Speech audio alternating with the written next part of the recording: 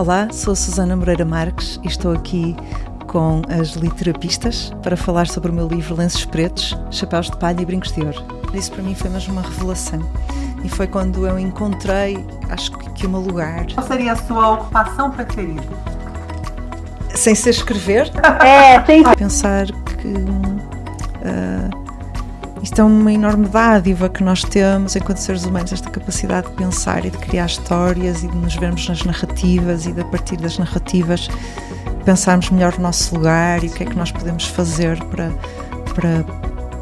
para continuarmos nesse lugar ou para o mudar. E escrever, eu acho que é o ato da resistência. O seu livro traz esse movimento que eu descreveria como uma frase sua mesmo, retirar o ruído do virar das páginas de um livro e de um caderno, a indicar um ritmo de leitura ou de escrita, que é o que eu sinto ao entrar no seu livro, né? Tu conseguiste encontrar aqui um equilíbrio, de facto, incrível entre géneros.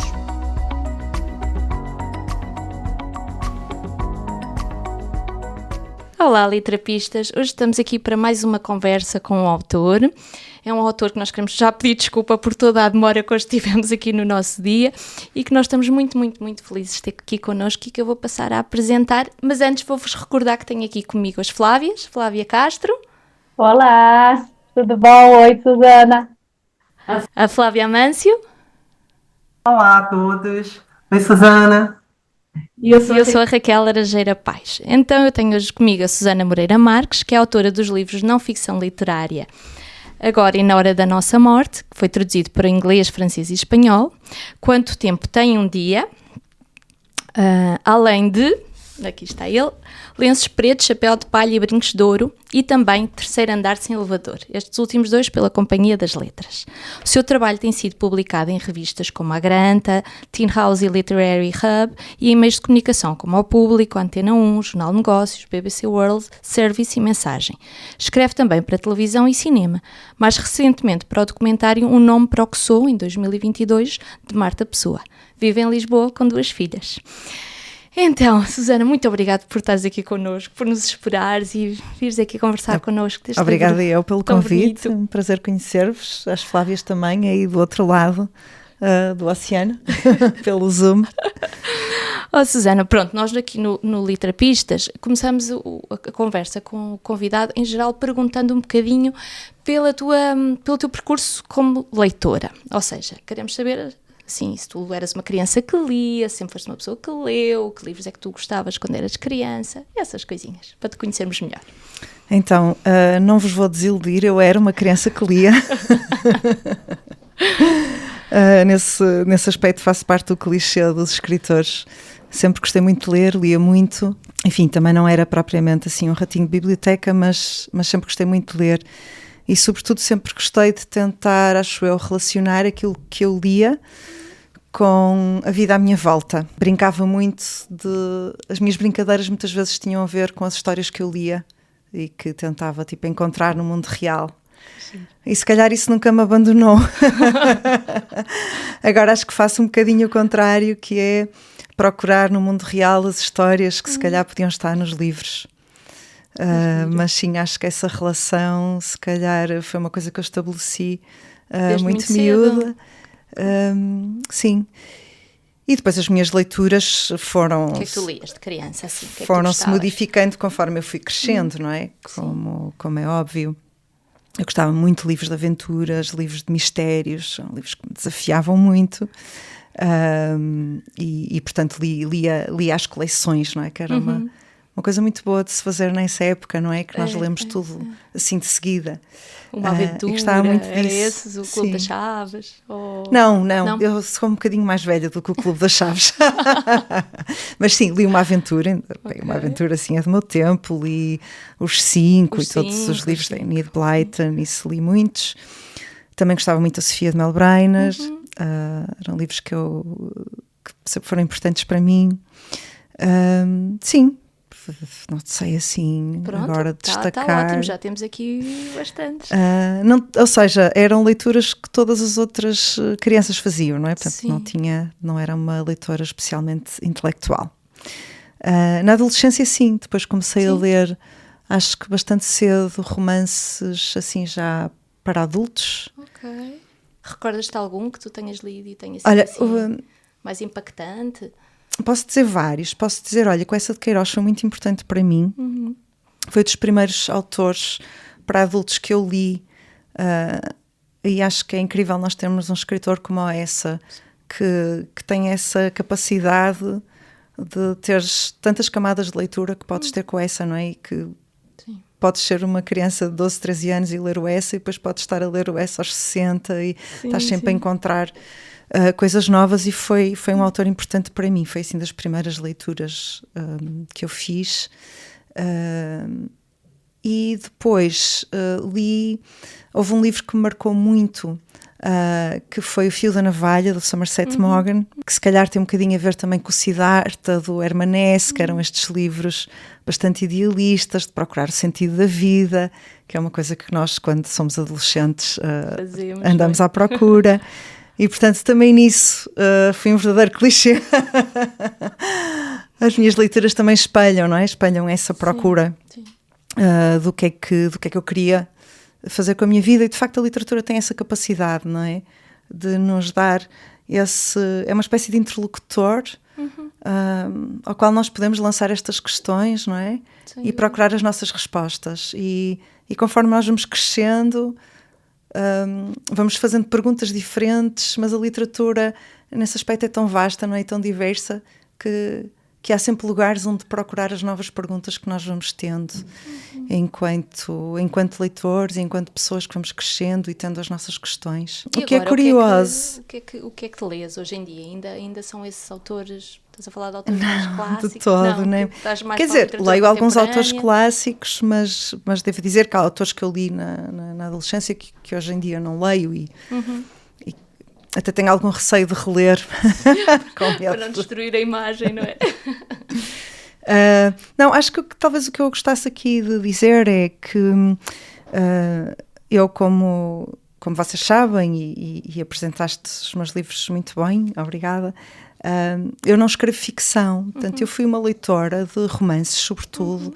Também gosto muito de poesia, também sempre li muito poesia, até mesmo desde muito nova, desde a adolescência, mas apesar de eu ler muitos romances, e quando imaginava um dia imaginava que iria escrever ficção, eu não escrevo ficção. E para mim foi muito importante o momento em que eu comecei a fazer leituras que não eram essas leituras de ficção, do romance, que acaba por dominar muito o panorama da literatura e do mercado editorial, e que descobri que haviam outros géneros em que não era necessário criar personagens, nem grandes aventuras, nem grandes intrigas para fazer literatura. E que era um tipo de território em que havia uma relação muito mais direta, e se calhar eu volto um bocadinho atrás daquilo que estava a dizer, de desde criança procurar essa relação entre os livros e a realidade, não é? De uma forma mais direta.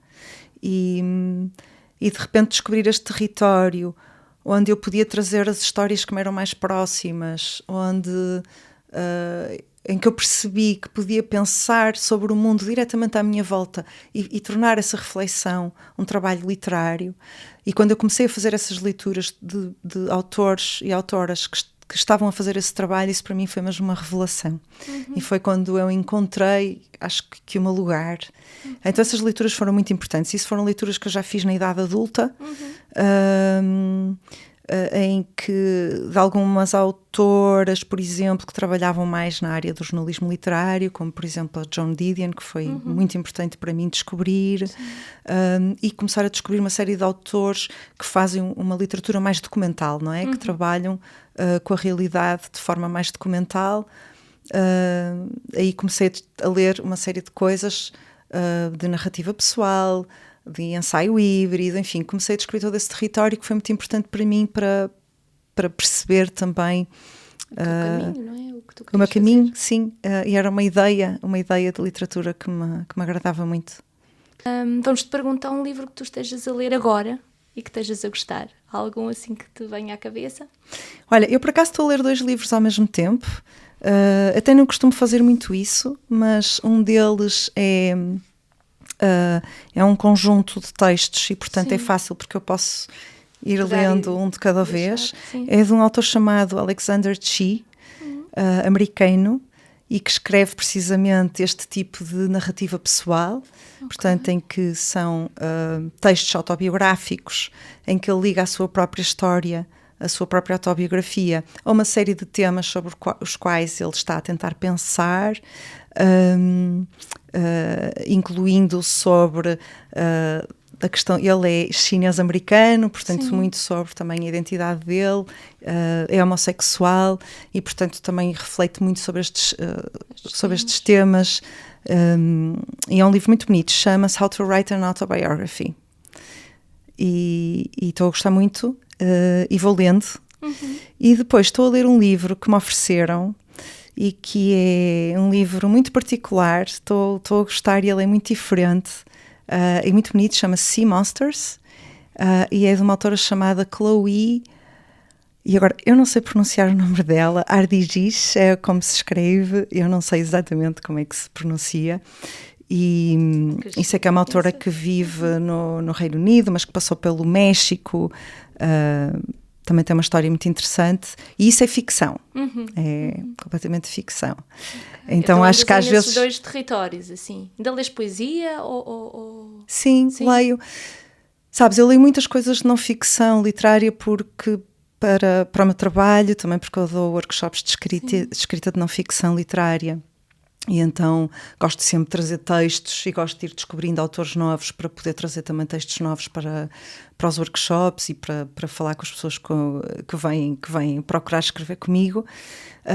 E portanto estou sempre a tentar descobrir coisas novas e a ler isso. Mas de vez em quando também preciso de ler coisas que não estejam tão relacionadas diretamente com o meu trabalho, para não parecer que é trabalho, não é? E isto fica cada vez mais difícil. Torna-se cada vez mais difícil ler sem eu sentir que é parte do meu trabalho e sem estar à procura de coisas para o meu trabalho nesses livros, não é? E depois também tenho que ler muito, acabo por ler muitos livros também que têm a ver com os temas que eu estou a trabalhar no momento, não é? Livros que eu preciso de ler como pesquisa para determinados trabalhos. E, portanto, às vezes sobra muito pouco tempo para essas leituras só por prazer.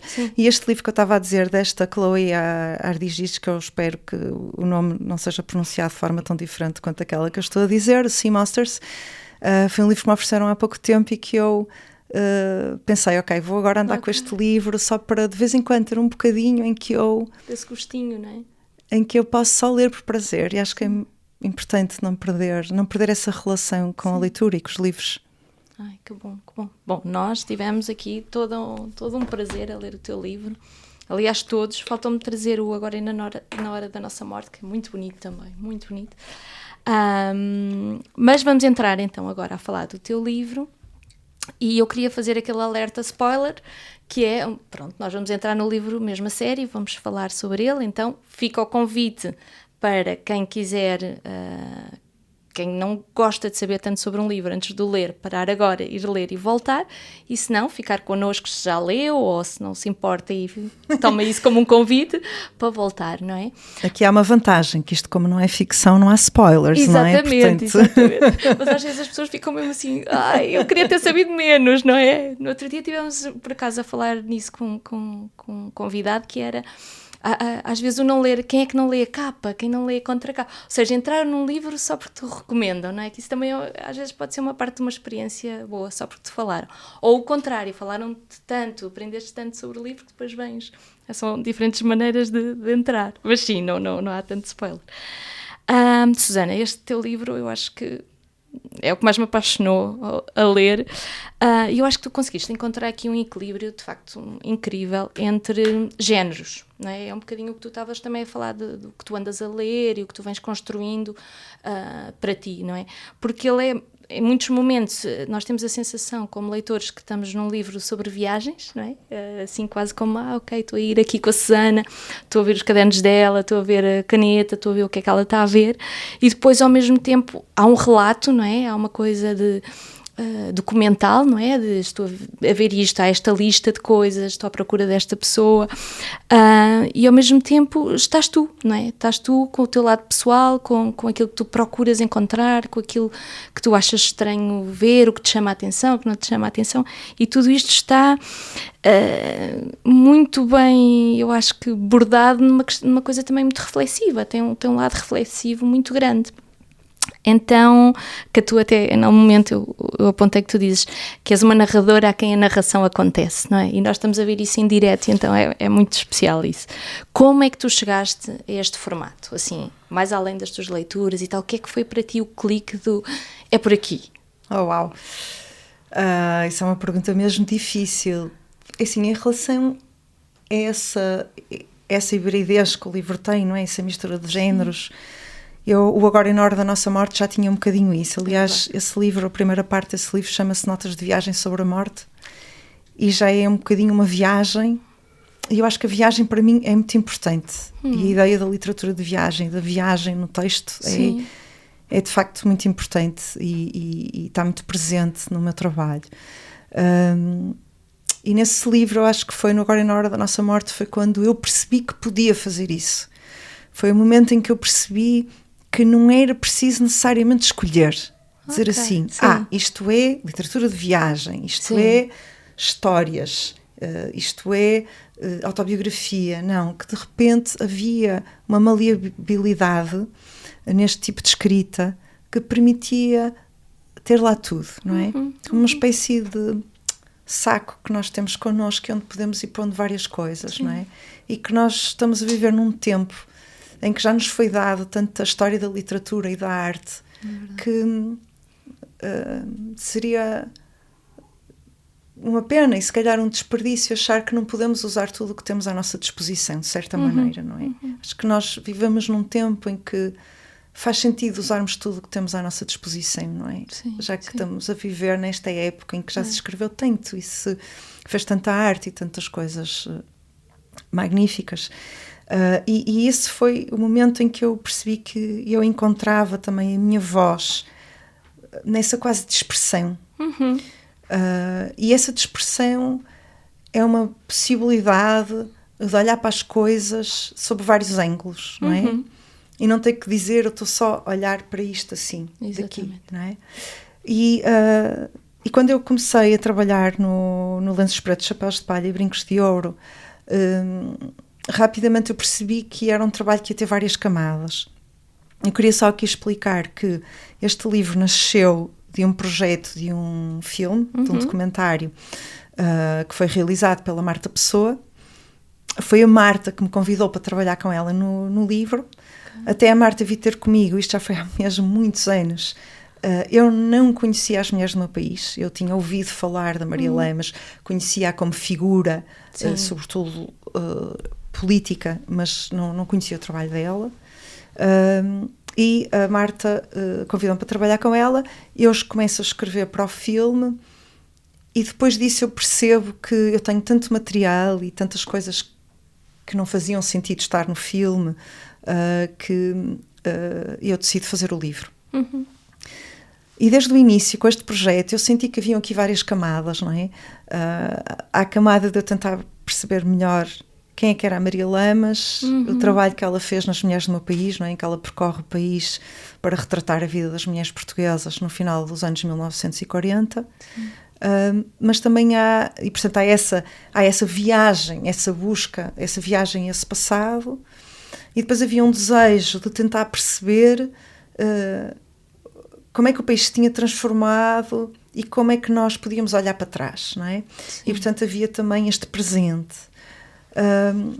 E para mim eu acho que isto acabou por tornar-se um livro muito pessoal, porque eu quando comecei a relacionar-me com as mulheres do meu país, com o livro, estou aqui a apontar, porque de facto o livro está aqui ao meu lado e este grande calhamaço. Eu até se calhar vou aproveitar e vou mostrá-lo. Quando comecei a relacionar-me com o livro, eu percebi que este livro, na verdade, o que a Maria Lamas nos tinha dado era esta história, não é, que nós temos destas mulheres, e que isto de facto era uma história que estava invisível, a história das mulheres de classe trabalhadora, sobretudo desta época, e que isto era muito a história das minhas avós. E era essa história que eu nunca tinha tido, não é? Era uma história que não tinha chegado, de certa forma não tinha chegado a mim. E este livro acaba por também ser uma espécie de homenagem sobretudo à minha avó materna, que já morreu há bastantes anos, e portanto existe aqui um questionamento em relação a esta minha avó, do pouco que eu sabia dela, não é? E dessa vida dela antes de ser, não só antes de ser minha avó, mas até antes de ser mãe da minha mãe. Não é? E portanto o livro foi-se construindo nestas camadas, não é? E o que eu tentei, acho que aqui fazer era perceber que a leitura, e agora já estamos aqui a falar sobre as leituras, não é? É engraçado porque demorou muito tempo, são curiosos estes processos, porque eu depois de ter feito o texto que está com a minha voz depois em off no filme da Marta Pessoa, que se chama Um Nome para o que Sou, e quando eu comecei a tentar partir desse texto e dessa pesquisa e de uma série de material que tinha para um livro, inicialmente é sempre difícil nós encontrarmos a forma do livro, a estrutura do livro. Sim. E eu já tinha escrito praticamente tudo e eu precisava de encontrar qualquer coisa que me desse o foco, o centro do livro. Eu preciso sempre de um centro, qualquer coisa que me oriente. E mais uma vez isto tem a ver muito com a viagem. Sim. E o que me ajudou, o livro tem uma espécie de prólogo e depois uma espécie de epílogo, que eu, pronto, não vou dar spoiler, a não ser que depois esteja nas vossas perguntas, mas quase todo o livro é um texto longo, embora ele seja fragmentário. Ele não tem capítulos. Sim. Ao qual eu chamei As Mulheres do Meu País uma leitura em viagem.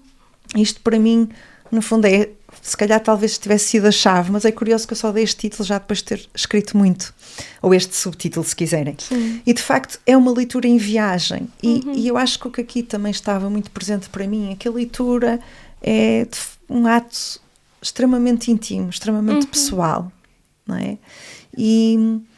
E esta leitura deste livro, para mim, era uma leitura que me levava a descobrir quem é que era esta pessoa, que era a minha avó, que era uma pessoa que eu devia ter conhecido tão bem e afinal não conhecia. Devia ter histórias dela e no final não tinha. Devia ter fotografias dela e afinal não tinha, não é? E essa leitura pessoal, no fundo, acabou por se transformar naquilo que é este livro, não é? E eu estou-me a desviar muito da tua pergunta, mas para chegar a esta ideia que é como é que ele depois é um texto que é um texto que pode ser literatura em viagem, mas que também é um texto autobiográfico em que eu questiono a minha história pessoal, mas que também é um texto que tenta perceber quem é que era esta escritora que fez este livro e o que era ser alguém a fazer um livro deste género naquela época, e o que é hoje uma escritora como eu repetir um gesto semelhante. O que é que isto diz sobre os nossos tempos? Sim. E o que é que diz sobre aquilo que nós hoje consideramos que é literatura, que nós hoje consideramos que é valioso, que nós hoje consideramos que deve estar documentado, deve estar num livro. Sim. Portanto, esse questionamento desse meu papel é constante no livro, e eu acho que é isso que lhe dá esse lado, como tu dizias,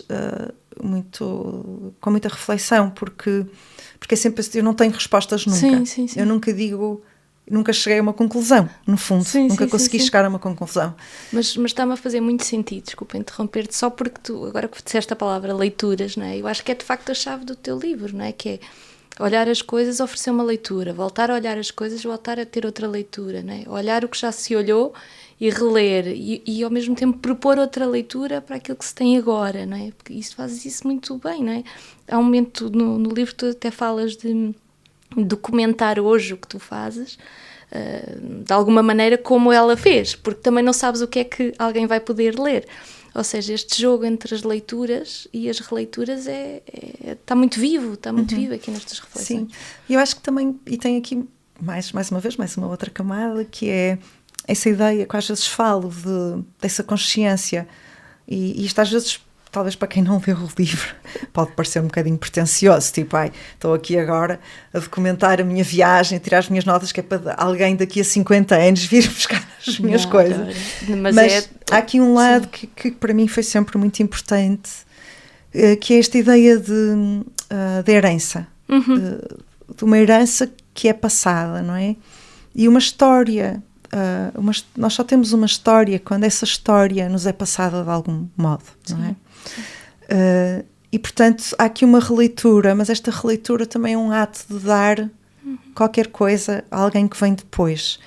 E este movimento que existe no livro para mim é muito importante, ou seja, são releituras, mas que eu acho que são mais, acabam por ter aqui um significado um bocadinho especial e mais forte, porque nós estamos a falar de releituras de textos escritos por mulheres sobre mulheres,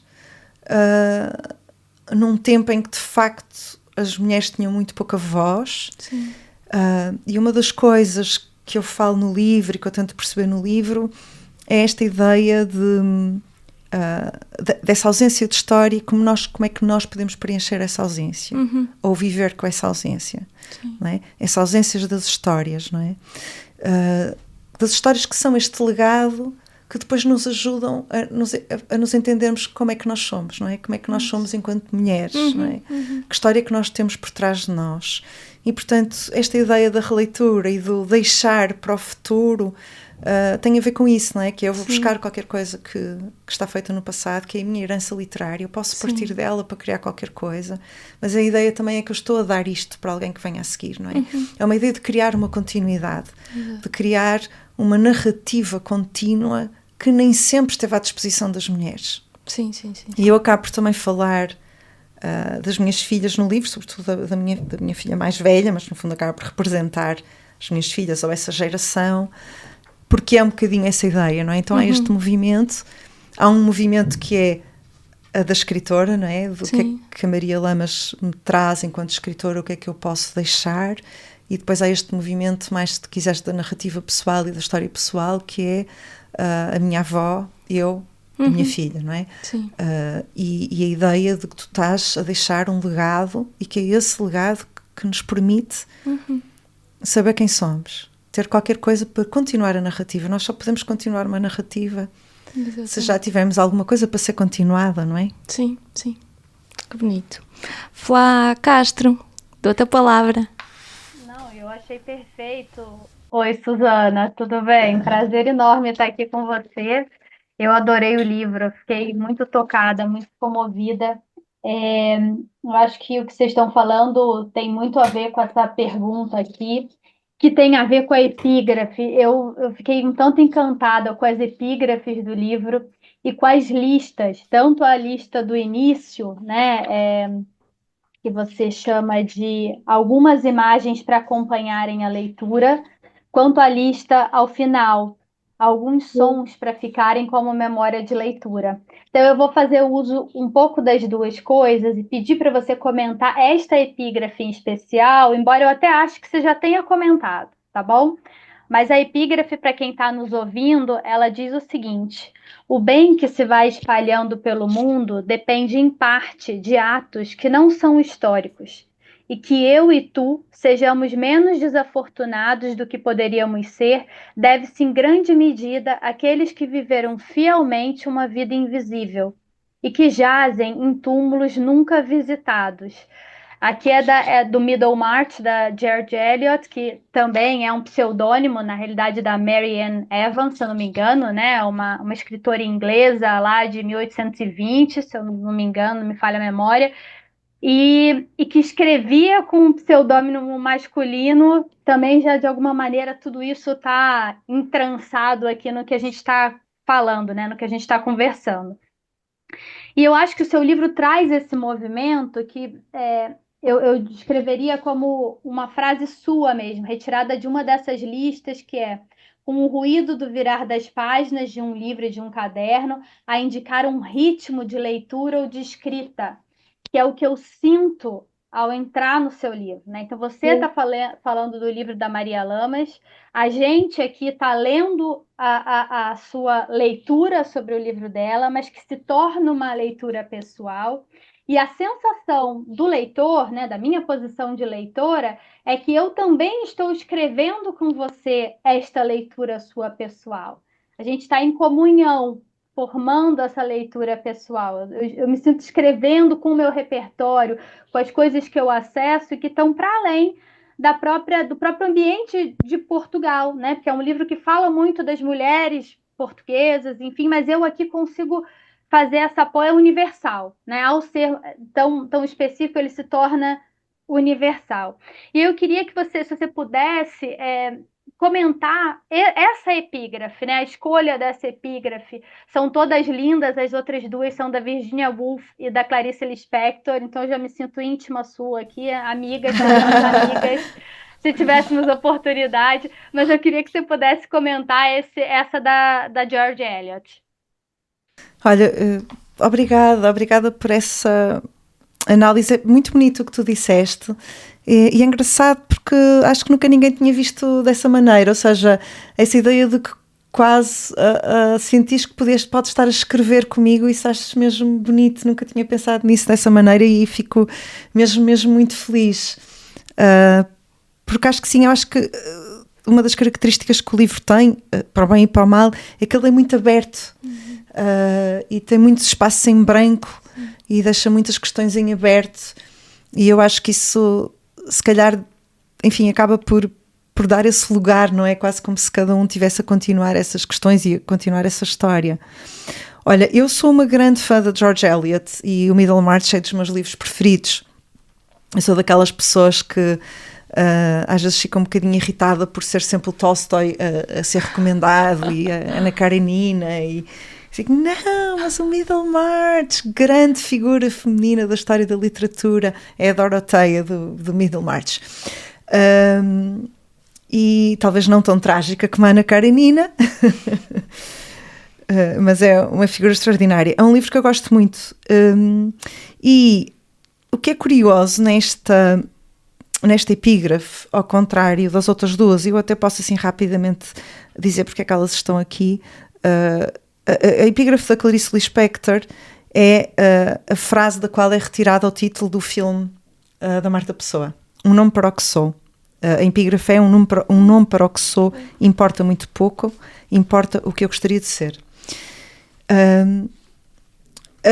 A citação da Virginia Woolf é de Um Quarto Só Seu, e claro, seria uma epígrafe bastante óbvia de ter, uma vez que eu estou aqui a pegar numa escritora de outra época, uma escritora que teve esquecida, que felizmente agora, mais recentemente, tem sido reconhecida, incluindo as fotografias das mulheres que estão nas Mulheres do Meu País, tiveram uma grande exposição na Gulbenkian recentemente e o trabalho dela agora está a ser bastante divulgado e ainda bem, mas quando eu comecei este trabalho isso não era o caso. E portanto fazia todo sentido esta reflexão, e que é um livro também de que eu gosto muito e que é importante para mim, Um Quarto Só Seu, que é esta reflexão da Virginia Woolf sobre a escrita, sobre escrever enquanto mulher, não é? A citação da George Eliot se calhar é a menos óbvia para este livro, mas o que é muito bonito nisto é que eu acho que esta citação era uma citação, ao contrário das outras, que eu se calhar fui buscá-las porque quando estava a escrever este livro, esta citação da George Eliot era uma citação que eu tinha no meu desktop. Eu costumo ter no meu desktop uns stickies. Sabem aqueles stickies da Mac com frases que eu às vezes vou buscando. E isto era um sticky que eu tinha no meu computador, no meu desktop há muito tempo. E que acho que estava à espera do texto ou do livro onde eu o pudesse usar. E o que é bonito para mim nesta citação, ou que talvez... Agora pensando sobre isso, eu acho que esta epígrafe podia ser epígrafe de outros livros meus. Por exemplo, podia ser epígrafe do Agora e na Hora da Nossa Morte, certamente. Sim. E que eu vejo como uma epígrafe, quase se tu quiseres, de um projeto literário, digamos assim. Talvez nem todos os meus livros sejam... Pois, enfim, vou fazendo desvios disso e vou experimentando outras coisas. Mas desta ideia que é muito importante para mim. Eu tenho aqui falei já da minha avó, mas os meus avós, também os meus avós homens, foram muito importantes para mim. Os meus avós eram pessoas que não tiveram a oportunidade de estudar, eram pessoas do campo. Eu tenho uma história muito parecida, e aliás isto vê-se bem no Lenços Pretos, Chapéus de Palha e Brincos de Ouro, não é? E é por isso que eu acho também importante contar a minha história, porque tenho consciência de que no fundo ela é exemplar, não no sentido de ser diferente, mas no sentido de ser um exemplo daquilo que é um bocadinho a história do país, não é?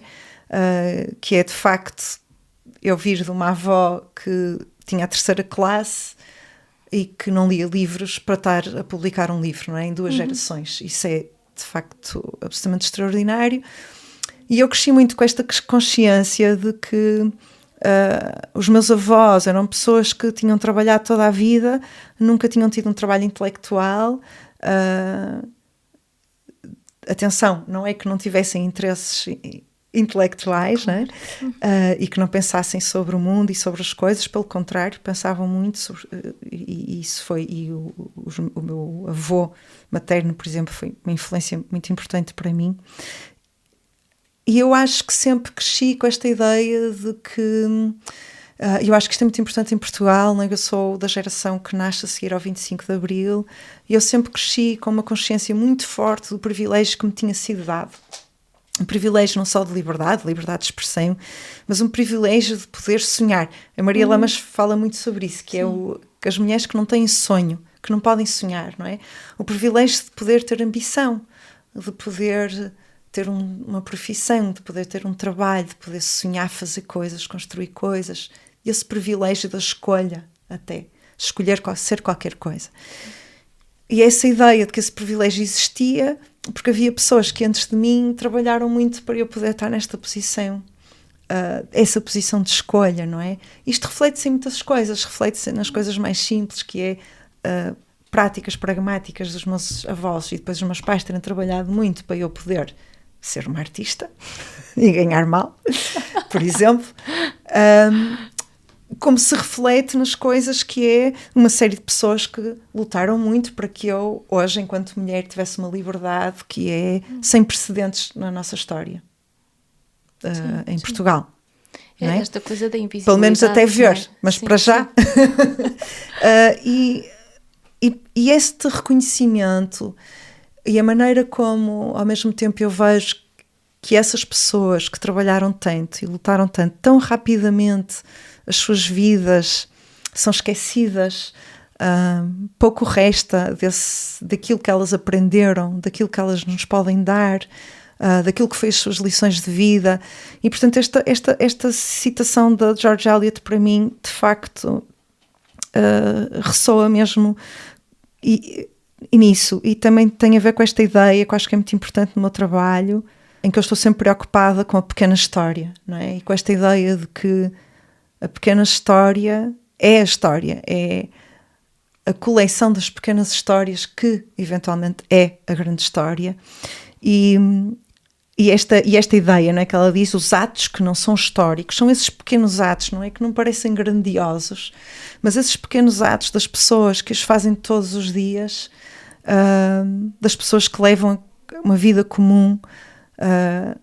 Esses pequenos atos são invisíveis, são na verdade aquilo que mais contribui para as nossas vidas, e acho que é isso o que diz aqui, não é? Que é que eu e tu sejamos menos desafortunados do que poderíamos ser, deve-se em grande medida àqueles que viveram fielmente uma vida invisível e que jazem em túmulos nunca visitados. Estas mulheres da Maria Lamas são essas mulheres que vivem em túmulos nunca visitados. São essas mulheres que nunca contaram as suas histórias, não é? Que até os seus familiares às vezes não conhecem as suas histórias. E que nunca foram reconhecidas pelo trabalho imenso que elas tiveram, não só familiar, de cuidar das crianças, de trabalharem no campo, de contribuírem para a economia familiar, mas do trabalho que elas deram também ao país, a um país que tinha imensos homens que emigravam, que depois foram para a guerra, e que eram as mulheres que aguentavam, de facto, e que construíam a riqueza, mesmo que fosse uma riqueza com muita pobreza sim. e que construíam também a identidade, a cultura, não é? Passava muito por esse labor diário destas mulheres. E é curioso porque mesmo a Maria Lamas, que vai lá para dar rosto a estas vidas, não é? E fazer prova das dificuldades que estas mulheres passavam, para que isso estivesse documentado, para que depois não se pudesse dizer que aquelas mulheres não sofriam o que sofreram, não é? Que ninguém pudesse dizer que estavam muito bem, é? Que viviam muito bem. Exatamente. E que estavam muito protegidas. Portanto, ela faz esse trabalho, mas mesmo ela não dá nomes a estas mulheres, elas quase todas continuam a aparecer de uma forma muito anónima. Porque a Maria Lamas também era uma mulher do seu tempo, não é? E ela queria criar aqui uma imagem de um coletivo e se calhar não estava a individualizar as mulheres nesse sentido. E há uma coisa muito bonita no filme da Marta Pessoa, que é, nós fazemos uma investigação para ir localizar estas mulheres, mesmo aquelas que já morreram, para saber quem é que elas eram. E no filme há uns momentos muito bonitos em que elas, vê-se uma mão que escreve os nomes destas mulheres sobre as fotografias, nós fomos quase tipo trabalho detetive, identificar quem é que elas eram. E para mim no meu livro há uma questão que é muito importante, que é como é que eu individualizo estas histórias, como é que elas não se ficam, como é que não vamos continuar a ser uma multidão de mulheres, as mulheres, essa grande entidade, como se fosse tudo igual, como é que isto se faz, não é? E de certa forma esse individualizar também é o homenagear, também é esta ideia do túmulo que passa a ter, a vida que passa a ter, o túmulo com a pedra, com a inscrição, com o nome, com a história. Sim. Porque eu vou pegar no que tu estás a falar, não é? Que tu falas muito e voltas muito à questão da invisibilidade. Ou seja, não só a Maria Lamas era uma mulher do seu tempo e também cocheava no lugar que a cultura se calhar, ou seja, não sempre caminhava no lugar onde a cultura cocheava, mas em muitos momentos elas próprias se retiravam de fazer uma narrativa, não é? Tu falas muito disso no livro. Elas próprias diziam: eu sou igual, tenho a vida igual aqui a todas, não é? Eu tenho o mesmo destino que todas. E tu recolhes muito esta coisa as palavras que elas dizem sobre elas que as une, por exemplo, escrava, não é? Que é uma das coisas que tu falas muito. Então esta coisa da invisibilidade está muito forte no texto. E outra das coisas que está, ou pelo menos eu acho que nós sentimos, as Flávias e eu falamos disso, é a questão também do silêncio. Então até a maneira como tu estás a falar de umas mulheres que estão silenciadas, não é? E mesmo quando podem falar, ficam aflitas, não sabem o que é que hão de dizer. Mas ao mesmo tempo é um lugar em que as mulheres também se protegem, também se escudam nesse silêncio, também ganham a sua força nesse silêncio, porque é um silêncio que fala de outras maneiras, não é? Que vai trazendo as narrativas de outras maneiras. Mas no teu livro o silêncio está muito presente, não é? Nós estamos a ler e de repente tu paras num sítio que é um sítio super interior e nós ficamos ali a pensar contigo e depois avançamos outra vez, ou seja, o silêncio está também no texto.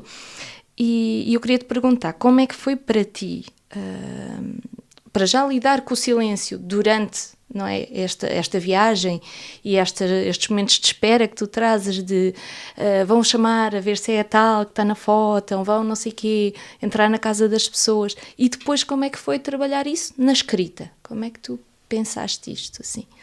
E viveste também, não é? Isso é uma observação muito bonita, por acaso.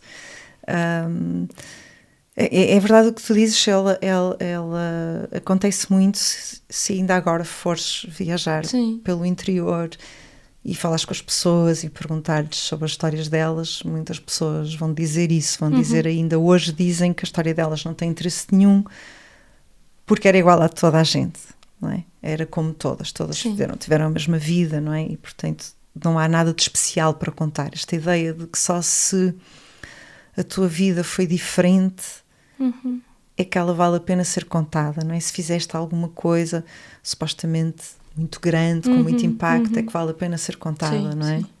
Então um pouco esta ideia, e eu acho que é muito importante a literatura desmontar isso, não é? A literatura ser esse lugar onde o que é comum ganha significado, o que é banal, não é? Essa literatura das coisas, que eu estava a dizer há bocado, esta palavra pequena, das coisas pequenas, não é? E eu acho que a literatura contemporânea tem-se feito muito por essas coisas pequenas, não é? Já não tem que ser os grandes, mesmo em termos físicos dos livros, não é? Já não tem que ser os grandes romances. Já ninguém comprou um livro porque ele é muito grande, o que eu acho que antes acontecia. Mas é bonita essa observação que tu fazes em relação ao silêncio. E tenho que pensar, não é uma resposta assim muito óbvia. Eu acho que de facto eu percebi que havia uma série de silêncios nesta história, ou de, se quiseres, de ausências, que já não são recuperáveis. Quando nós começámos a ir a procurar falar com algumas destas pessoas desta geração, foi curioso, um dos primeiros sítios onde fomos, quando nós chegámos, foi na Gafanha da Nazaré. Começámos a tentar, onde a Maria Lamas fez uma fotografia de grupo das mulheres que trabalhavam na seca do bacalhau. Portanto, eram imensas. E quando nós começámos a tentar identificar algumas, começámos a perceber que muitas já tinham morrido e que outras já não estavam bem para falar, já não estavam com memória boa. Encontramos uma mulher que tinha, na altura, está na fotografia, tinha 12 anos ou 13 na altura, portanto, estava a trabalhar na seca, não é? Porque as mulheres começavam muito, eram crianças, não é? Mas houve uma coisa que me marcou. Uma das mulheres que nós identificámos na fotografia estava num lar. No dia em que nós fomos a esse lar, no dia em que chegámos a esse lar, ela tinha acabado de ser hospitalizada. E nós já não conseguimos falar com ela e essa senhora morreu logo depois. E essa sensação que é, isso está no livro, que é, se calhar é um bocadinho tarde demais. É? Essas pessoas estão a morrer e é tarde demais.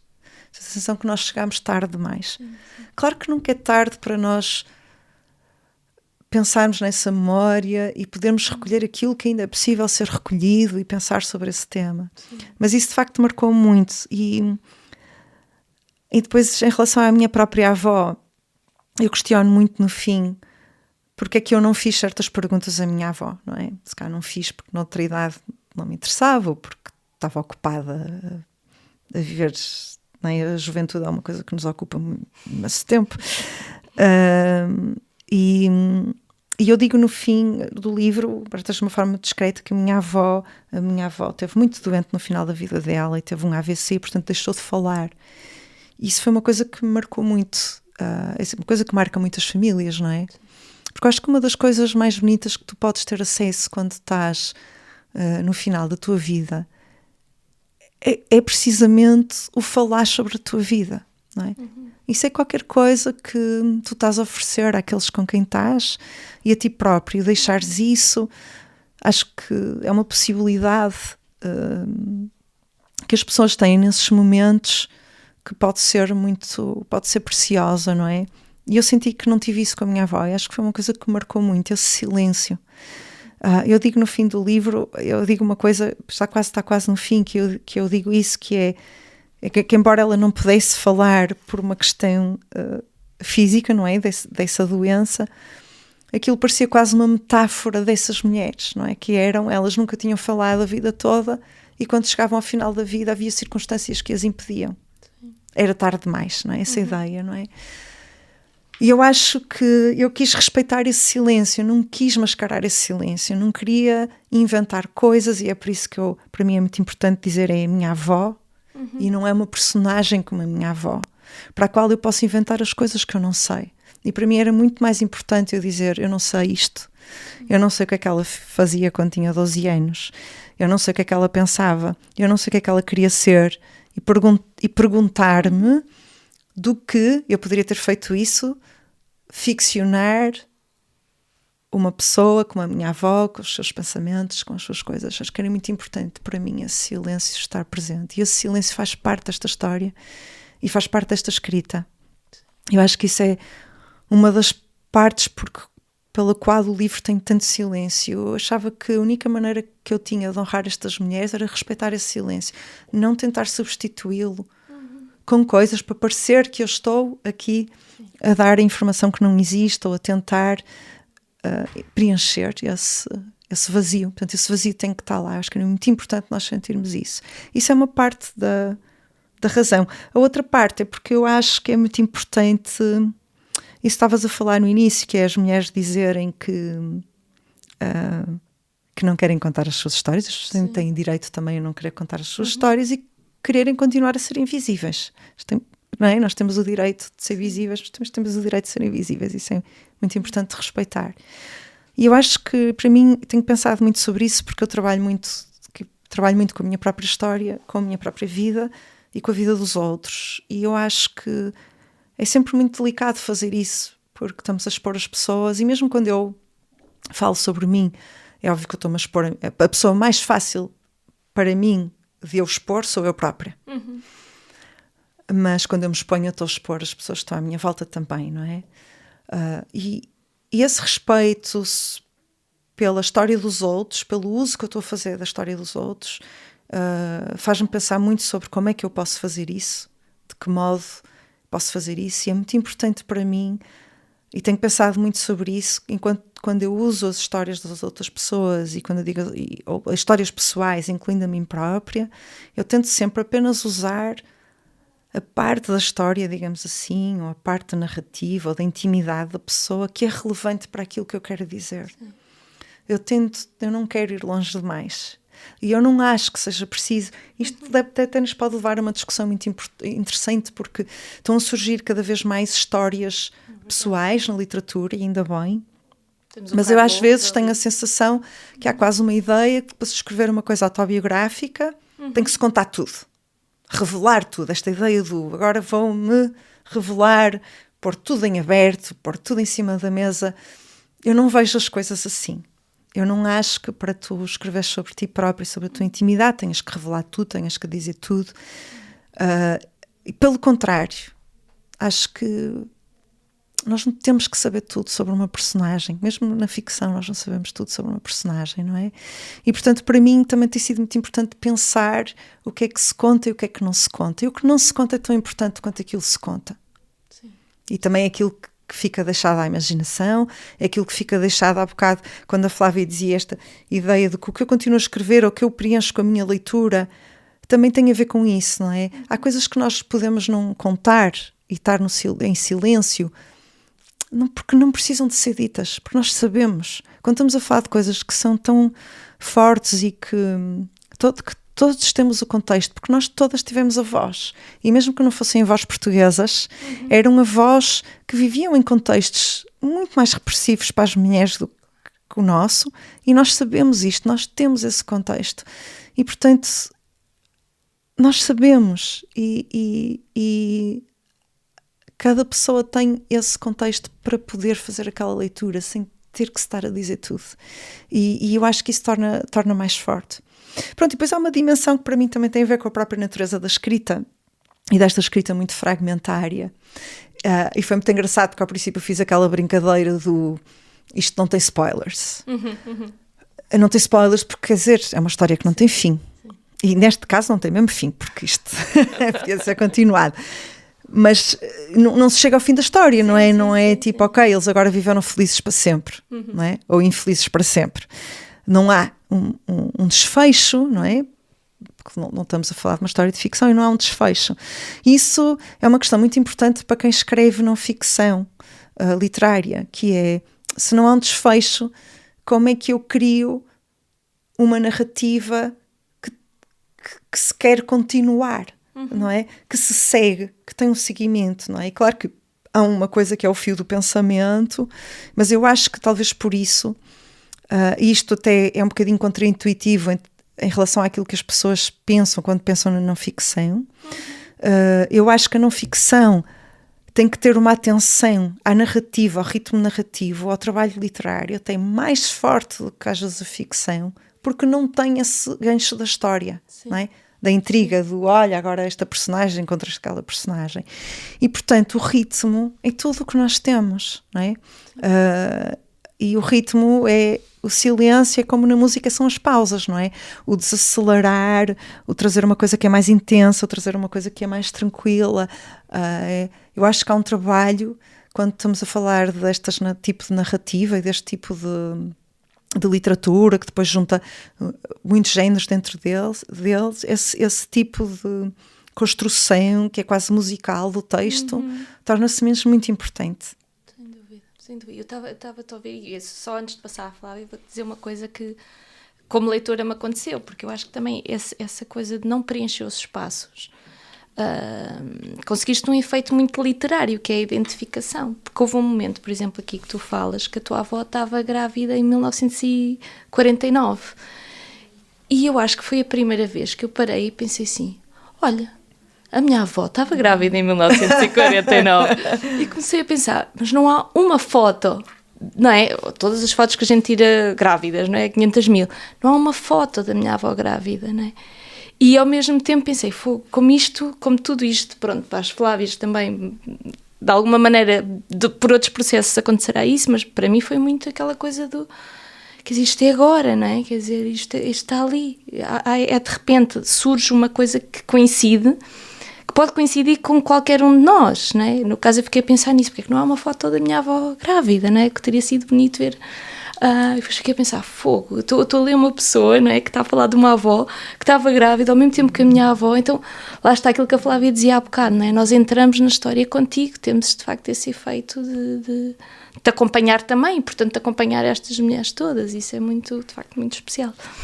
Flávia, passo para ti, eu vou olhando para aqui, mas vocês estão aqui, pronto, a gente vê-vos nos dois sítios, é só por isso que a gente vai olhando. Não, eu acho que até vocês já comentaram aqui a minha próxima pergunta. Eu só vou aproveitar que vocês estavam falando sobre isso e vou trazer aqui um trecho do que está no livro da Suzana, que eu achei muito bonito, mas terrível ao mesmo tempo, né? Assim, é uma escrita tão linda, mas a ideia é terrível e tem a ver com o que ela acabou de falar.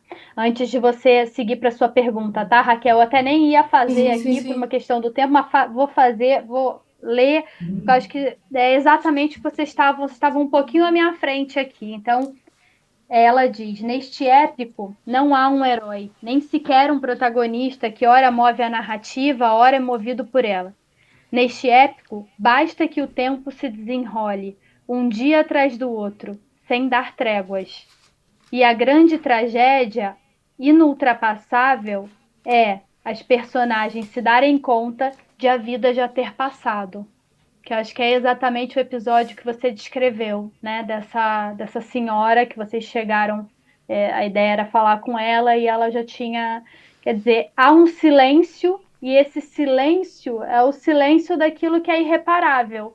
Para ela não há salvação, embora essa fosse até a minha pergunta aqui, embora eu ache que essa salvação vem, de certa maneira, por essa escrita e por essas leitoras, né? Ao escrever sobre o livro da Maria Lamas, acho que, e a gente, ao ler o seu livro, todas estamos enredadas numa espécie de um tributo, ou de uma salvação, ou de uma tentativa de recuperação de alguma coisa do que já foi, não é possível voltar, né? Então eu só queria ler esse trecho para passar para a Raquel para a próxima pergunta dela. Engraçado que esse trecho também tem a ver com a epígrafe da George Eliot, que leste há pouco. Secada com essa ideia, né?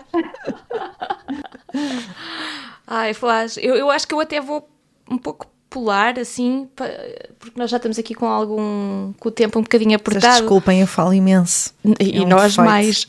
não te preocupes. Não, e porque era uma pergunta que de facto já um bocadinho tocámos, que é esta coisa do que tu falas e trazes muita a luz a isto, não é? Que nós hiperdocumentamos tudo. Mas nessa hiperdocumentação há demasiadas vezes uma ficção. Nós não documentamos às vezes as coisas conforme são, não é? A gente às vezes até brinca, tipo, se a gente fosse mostrar, por exemplo, a foto da criança, tudo o que houve antes da foto da criança bonitinha, não é? Quer dizer, mas isso a gente não documenta, não é? Essa coisa da realidade. Então isso também está muito interessante porque de alguma outra maneira apontas um bocadinho a isso, não é? É tipo, qual é que é o lugar da verdade naquilo que a gente documenta? Mesmo que essa verdade não se revele logo. que venha com o tempo a revelar-se, que seja uma possibilidade de uma leitura, lá está. Então eu achei isso muito interessante, que era um bocadinho o que tu falaste no início, e passo para a Flávia Amâncio. Tenho aqui uma boa pergunta para ti. Então vamos lá.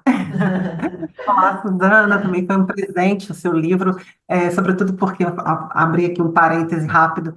Sou casada com um português e é a primeira vez que nós conversamos sobre as avós dele. Ai, que bom! Era o seu livro, porque não sabia nada sobre a história delas, e até mesmo ele sabia pouco. E o que foi interessante, enfim, foi uma conversa boa que tivemos e agradeço a sua escrita por isso. Obrigada. A minha pergunta, em algum momento, eu até abri aqui na página 83, você fala sobre as falhas, né? Falhas que podem suscitar curiosidade. E destaca das falhas o abandono, o contraste e a desorganização. E se pergunta se aceitar as falhas é a única forma de amar. Pouco mais à frente, você fala do gesto de tirar um livro da estante. E eu vi nesse gesto como uma singela e silenciosa, falando do silêncio, e silenciosa mudança. Você acredita que as grandes mudanças ocorram no silêncio? Na leitura de um livro, por exemplo? Olha, eu acho que a resposta curta é sim. Acredito bastante. E eu acredito mesmo, eu acho que isto está relacionado com aquilo que eu também estava a falar a propósito da pergunta da outra Flávia, não é? Eu acredito que de facto aquilo que cada um de nós faz no silêncio é relevante. É importante aquilo que cada um de nós faz sem necessariamente ser reconhecido no nosso dia-a-dia, para continuarmos, seja para tirar um livro da estante e continuar a pensar sobre o mundo, seja para trabalhar no nosso dia-a-dia e cuidarmos das pessoas que estão à nossa volta, não é? Sem precisar de grandes atos de heroísmos. Eu acho que isso de facto muda o mundo. E eu acho que neste momento talvez seja ainda mais importante nós pensarmos sobre isso. Em relação a esse excerto que tu escolhes, que é um bocadinho, tem este lado da literatura de viagem, não é? Que é, porque seria inevitável para mim, quando eu vou viajar pelo país à procura destas mulheres, é inevitável eu não olhar para o país, não é? E não pensar o que é que ele é hoje, não é? No que ele se transformou desde aquela altura em que a Maria Lamas fez as descrições delas, não é? E eu acho que isto é uma questão que nós vamos ter sempre, não é? Porque que obviamente esta questão de que o país não é um lugar perfeito e até pode ser muito imperfeito, não é? Mas como é que nós lidamos com essa imperfeição? E o lidar com isso também tem a ver com uma questão que eu acho que é muito importante no livro, que é a questão da pertença. Que é a questão de nós pertencermos ou não a um sítio. E o que é que faz com que a gente pertença ou não a um sítio, não é? E de certa forma procurar estas histórias também é procurar a pertença, não é? Para mim isto é a viagem é uma viagem à procura do país de onde eu sou, esse país do passado. Eu venho desse país do passado, mas também é eu perceber que eu venho daquelas pessoas e o país são aquelas pessoas, não é? Acho que isso essa ideia de se é preciso aceitar as falhas para amar, eu acho que é uma questão muito importante, que acho que é uma questão que nós nos colocamos no nosso dia-a-dia constantemente, em relação às pessoas que amamos, em relação ao lugar onde estamos, em relação às coisas que nos rodeiam, não é? Eu acho que é uma questão que se calhar não tem resposta, não é? O facto de nós aceitarmos as falhas pode ser importante para continuarmos a amar o que quer que seja, mas não quer dizer também que nós não possamos tentar melhorar algumas coisas, não é? Portanto, uma coisa para mim não invalida a outra, não é? Mas acho que é importante nós abraçarmos o lugar de onde nós somos com as suas falhas, com os seus erros, com a sua história que é menos perfeita, com a sua história às vezes que até pode ser muito imperfeita, e pensarmos sobre isso e pensar que isso também nos compõe, ou seja, nós somos feitos disso, não somos só feitos das coisas bonitas, não é? O Portugal que me fez não é só o Portugal da montanha do Gerês com as vaquinhas muito lindo, também é esse Portugal em que se chega à praia e se tens umas construções horrendas junto à costa. E tudo isso é a nossa história, não é? A história de um país que vem de extrema pobreza e que depois se quis tornar rapidamente um país moderno. Tudo isso, não é? Tudo isso sou eu. É essa ideia de nós integrarmos isso. Em relação aos pequenos silêncios, aos pequenos gestos, eu como se calhar muita gente que nos está a ouvir, eu tenho estado a passar as últimas semanas num estado assim de perplexidade brutal e que até me faz questionar muito o meu próprio trabalho. Eu tenho estado a escrever, eu nunca disse isto ainda não falei sobre isto, portanto são ideias que eu estou agora neste momento a formular para vocês, porque ainda não tenho um discurso muito construído sobre isto, mas este livro, Lenços Pretos, Chapéus de Palha e Brincos de Ouro, e outras coisas que eu tenho estado a escrever, olham muito para o passado e sobretudo para os anos em que Portugal teve uma ditadura, como eu disse, como uma herança. Eu também eu venho desse país que teve essa história, não é? Como uma ideia de que é muito importante nós conhecermos esta memória, falar desta memória e pensarmos sobre ela. Esta ideia que eu falei há pouco do privilégio de ter nascido depois da democracia, mas poder usar o meu privilégio para também devolver alguma coisa a essas pessoas que viveram antes, não é? E que vieram antes e que lutaram por mim, portanto devolver-lhes alguma coisa através do meu trabalho. Mas eu tenho estado sempre a partir de uma ideia de que aquilo que eu tenho estado a escrever é um passado e que eu de facto vivo num lugar que é muito melhor. E que esse lugar que é muito melhor de facto me permite olhar para esse passado de uma determinada maneira. E eu posso dizer que Portugal tem muitas falhas e até posso fazer algumas descrições aqui de alguns lugares, mas eu não. E para mim era muito importante neste livro estar a afirmar de que, mesmo que eu diga que sim, há muitos progressos na vida das mulheres e nos direitos das mulheres que ainda não foram feitos, coisas que continuam, há lutas que continuam a ter que ser travadas, etc, etc.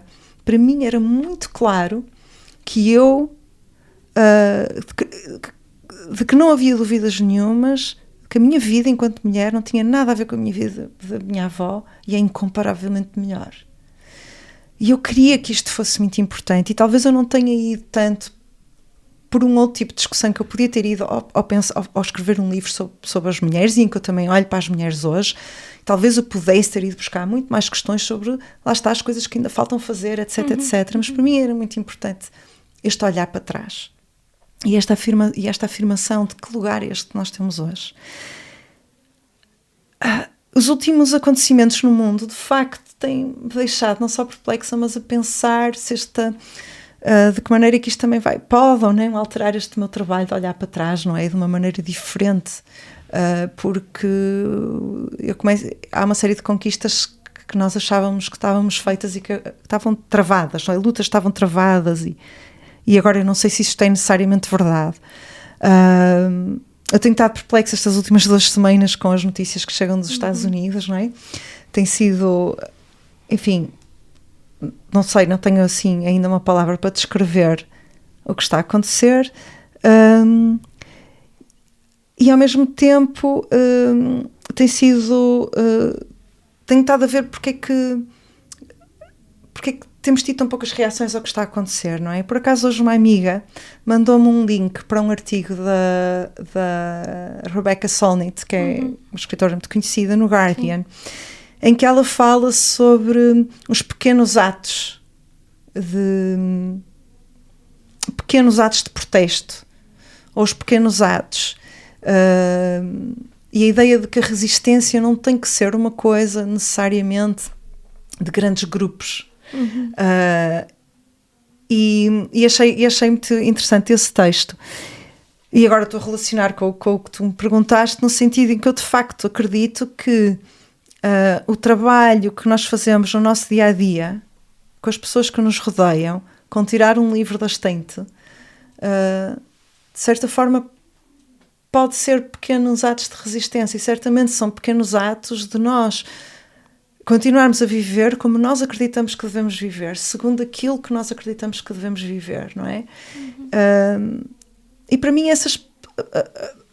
a possibilidade de transformares a tua vida e a vida das pessoas que estão à volta dessa forma pequena, para mim já é uma coisa muito importante. Eu acho que é de facto muito importante. Se nós todos fizéssemos isso, de facto era uma coisa quase utópica, não é? O mundo seria um lugar muito melhor. E que parece que tem Acho que não respondi à tua pergunta, mas... Eu sim, super. É um cuidado, né, de umas com as outras, né? É uma atenção e um cuidado fazer isso. Esse singelo, parece ser singelo, não tem nada de singelo, tem de grandioso, né? De tirar um livro da estante, abri-lo e lê-lo. E, sobretudo, escrever. Muito bom, muito obrigada. Susana, sabes que nós ontem, quando estivemos a falar, antes de nos reunirmos, uma das coisas que nós falámos foi que nos surpreendeu, não de imediato, mas já na releitura do teu livro, que tu transmites sempre em poucos momentos tu falas de coisas más entre mulheres. Ou seja, há um momento em que tu dizes a Maria Lamas, descreve-as como às vezes grotescas e assusta-se com o que vê, e há outro momento em que tu dizes que é a história do casamento. Quando uma mulher casa com um homem que eventualmente lhe bate, as outras dizem, não soube, não é? Não soube fazer, mas quase com uma naturalidade e como se fosse culpa dela. Mas no resto do teu livro, tu transmites uma ideia de cuidado entre mulheres, de parceria, de... Não é, Flávia? Ontem, quando estávamos a falar disso, nós até tínhamos uma palavra melhor, mas de facto de uma união. Acho que é uma coisa de uma união muito bonita do feminino. E quando nós terminamos o teu livro, a sensação que fica para nós é isso, de que as mulheres eventualmente se podem juntar de muitas maneiras, se podem cuidar de muitas maneiras, não é? E agora ouvindo-te, eu estava a pensar que também transmites muita coisa da vergonha.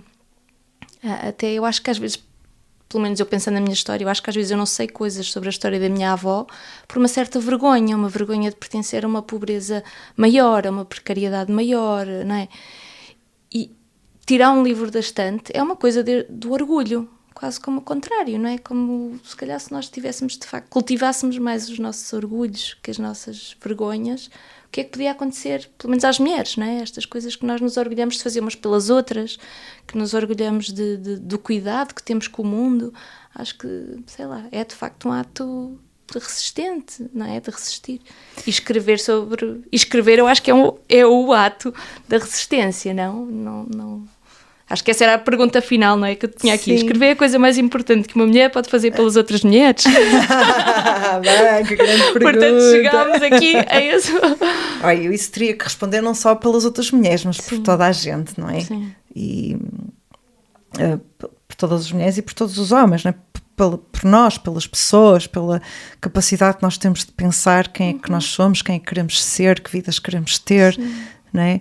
Acho que a escrita, a literatura faz isso, não é? Pensar que isto é uma enorme dádiva que nós temos enquanto seres humanos, esta capacidade de pensar e de criar histórias e de nos vermos nas narrativas e de, a partir das narrativas, pensarmos melhor o nosso lugar e sim, o que é que nós podemos fazer para continuarmos nesse lugar ou para o mudar, não é? Sim. Mas é bonito isso que diz, olha, eu nunca tinha pensado nisso, é a primeira vez, nunca tinha pensado que eu não digo coisas mais sobre as mulheres. Se calhar fui demasiado boazinha. Não, de todo, não foste para esse lugar assim florido, não, de todo, sabes, mas transmite-se uma coisa muito bonita. Que eu acho interessante. Por acaso as mulheres até têm um bocadinho de má fama, não é?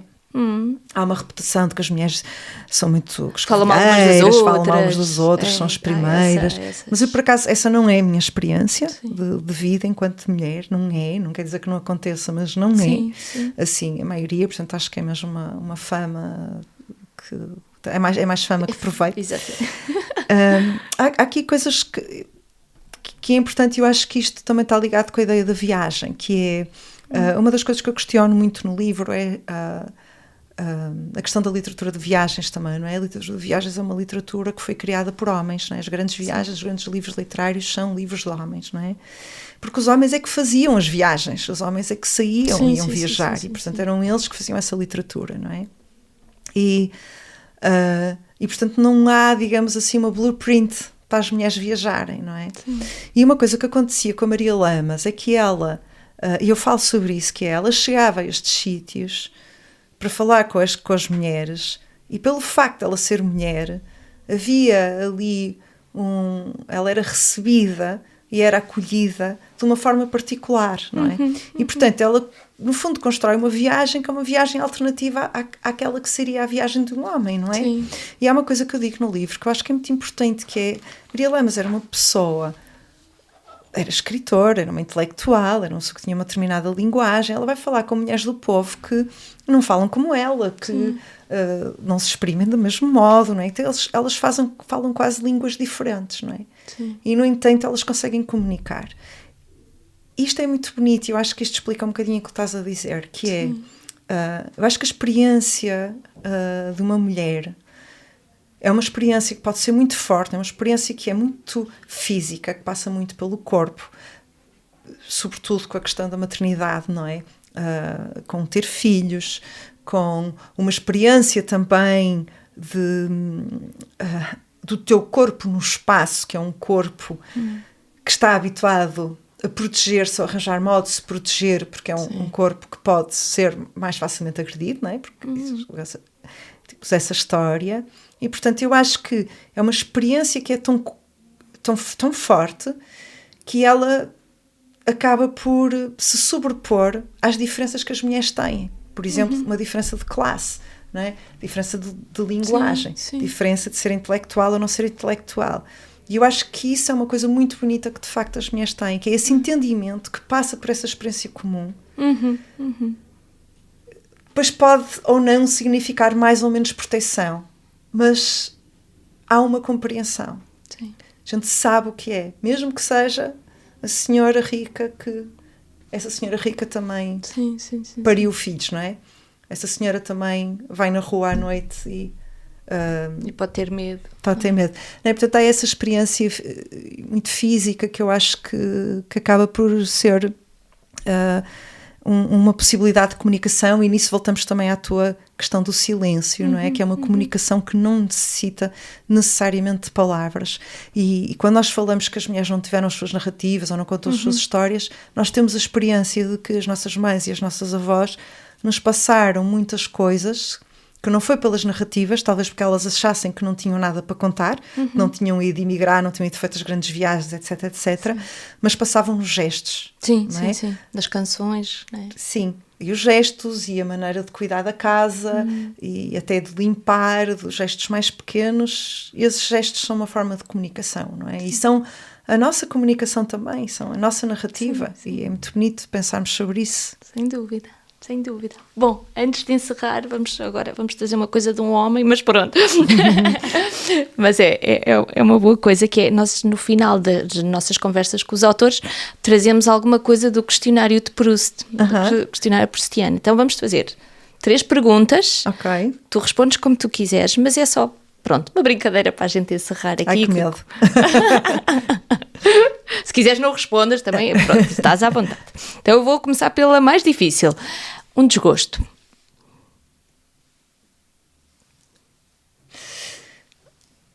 Um desgosto, já falei aqui, que é, posso dizer que, por exemplo, um grande desgosto foi a morte dessa minha avó materna, que foi a pessoa que me criou, e que eu senti que, de facto, nós não podemos partilhar algumas coisas. Ela não teve um final de vida que fosse muito bom e não podemos partilhar uma série de coisas. Isso foi um desgosto. Não foi só a morte dela, foi a maneira, não é? Como isso aconteceu. Eu acho que isso foi um desgosto grande para mim. Esse desenlace, não é? Sim, e se calhar ainda hei de estar a pensar muito sobre isso em livros que venham. E mesmo o meu primeiro livro, Agora na Hora da Nossa Morte, veio muito dessa experiência, porque é um livro sobre o final de vida, e que foi uma questão que eu de facto comecei a pensar quando perdi essa avó. Depois, no mesmo ano, perdi um avô também, E nenhum deles teve uma morte muito boa, não é? Não teve uma morte acompanhada, não teve uma morte como as pessoas deviam partir, e isso levou muito a pensar sobre a maneira como nós morremos ou como deixamos as pessoas morrer, e foi um bocadinho aquilo que depois levou ao meu primeiro livro. Sim. Pronto, se calhar, nesse sentido é a prova de que os desgostos nos levam a coisas depois também positivas. Flá Castro. Da minha, é a autora preferida em prosa. Autora preferida em prosa? Caramba, que pergunta difícil. Olha, eu já disse que era fã da George Eliot e também já citei aqui a Joan Didion, que não sei se posso dizer que é a minha preferida, mas foi alguém que teve muito impacto no meu trabalho porque me ajudou a ver uma possibilidade para a minha escrita e para uma ideia minha de literatura que eu até a ler não tinha vislumbrado. Abriu-me portas. Sim. Tá ótimo. Lá, você agora, terceira e última. Então, depois de ouvir a Suzana, acho que eu já sei a resposta, mas vamos lá. Qual seria a sua ocupação preferida? Sem ser escrever? Qualquer um. Sem ser Olha, eu escrever posso para ficar mais dizer que- difícil. Sem ser escrever para ficar mais difícil. Tá bom, então vamos pular. Também é esse- fácil, porque seria ler. Minha ocupação preferida seria ler. Olha, mas eu por acaso acho que é importante aqui dizer uma coisa, que é, eu acho que isto até é muito importante para quem nos está a ouvir, que é, eu tenho a sorte de fazer um trabalho que é a minha ocupação preferida, que é escrever. Sendo que, ao contrário da maior parte das ocupações preferidas, tem os seus momentos difíceis, não é? Enquanto normalmente as ocupações preferidas são só prazer, mas neste caso não é só prazer, porque de facto escrever pode ser difícil, tem momentos duros, momentos de grandes dúvidas e de muitos recuos e tudo isso. Mas eu queria só dizer uma coisa, que é, apesar de eu ter essa sorte de fazer uma coisa que eu gosto e que é o grande desejo da minha vida e poder fazer disso o meu trabalho, eu gostava de ocupar mais o meu tempo com a minha escrita. Isso não é necessariamente verdade. Isto é um grande problema que os escritores têm.